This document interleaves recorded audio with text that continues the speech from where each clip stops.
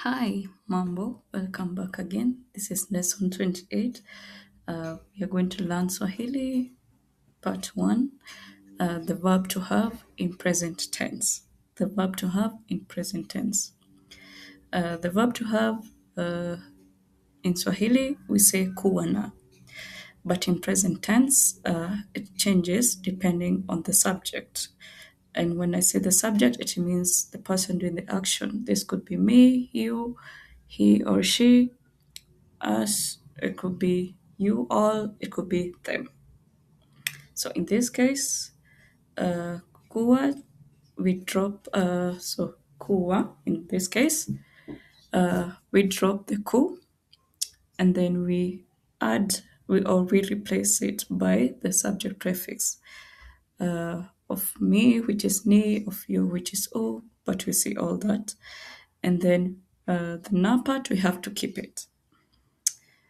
If you forget to add the na, the verb change completely to be the form to be. And we don't want that because to be, it shows to be in a location or it shows location or becoming something. But to have, it describes the possession of something. I have a few examples right here. Please follow. And also, as always, listen to my pronunciation. And you can pause and repeat after me. So let's get started. Tuanze. Ni plus ko na equals nikona or nina, which means I have. Nikona or nina means I have. So in most cases, when you add the ko, for example, the first part, nikona, you have to say I have something. And nina is just complete. So in this case, nikona gari, nina gari. Either way, it's correct. Then we have ukona or una, which means you have.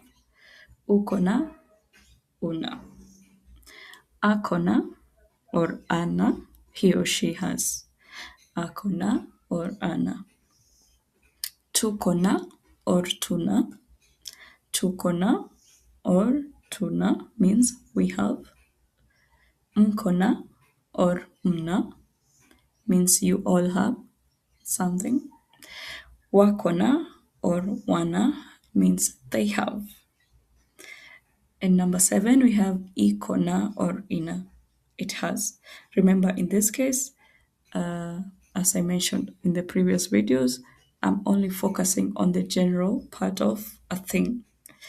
And with a thing, if you follow the rules grammatically, everything or every noun has its own noun class and it has its own subject prefix. But for the basic of this lesson, I'm going to use e, which is I in English. And so you see a lot of that. Again, I'll just repeat the kuwana in present tense. I'll just read them in Swahili. Nikona or nina, ukona or una, akona or ana, tukona or tuna, mkona or mna, wakona or wana, ikona or ina. So in the next slide, let's see a few examples of how we can use them in sentences. And remember the word mifano? Mifano meant examples. So in this case, we are reading the examples with their English translations. Niko na kazi. Niko na kazi. I have a job. Uko na watoto. Uko na watoto. You have kids. Ako na nyumba. Ako na nyumba. He or she has a house. Tuko na safari. Tuko na safari. We have a trip.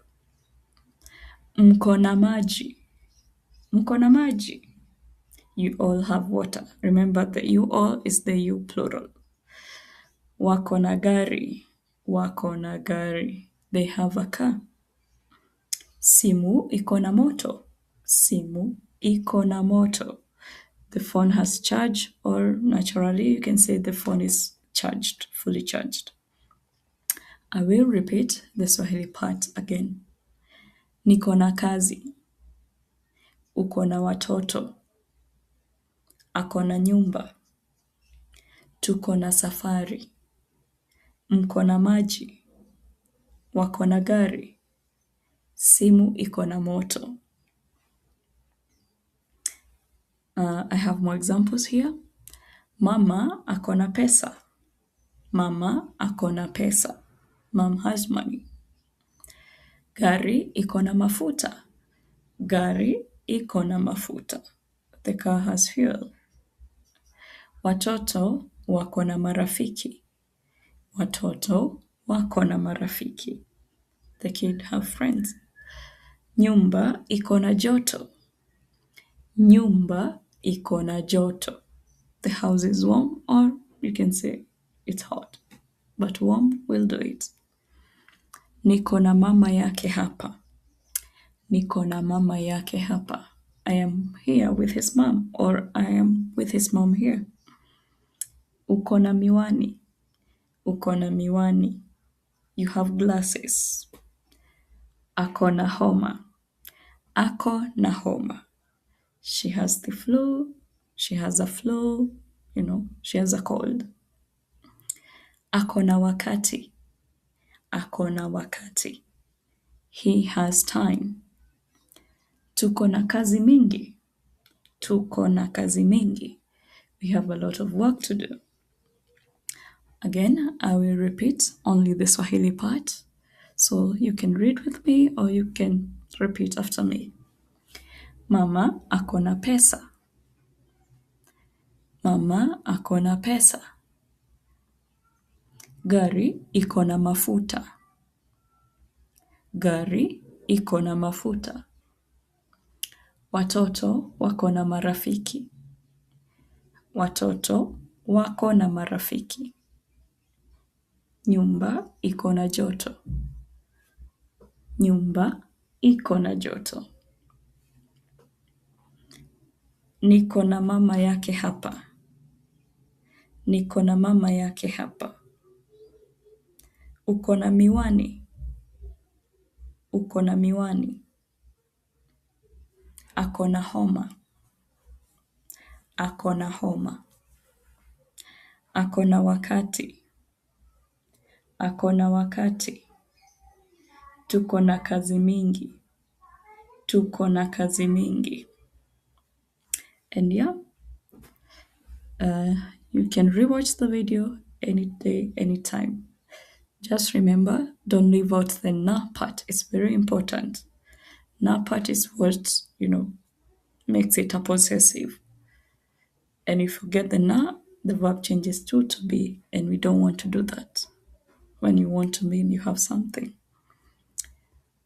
And again, follow my YouTube channel at Learn Swahili with Emma. Subscribe. And also, you can follow my page, Facebook page. And that's my WhatsApp number. If you want to book private lessons, I do one-on-one private lessons online or in person at an affordable rate. Thank you so much. Asante sana. Tutaonana tena. We'll see each other again in the next video. Bye bye. Kwaheri.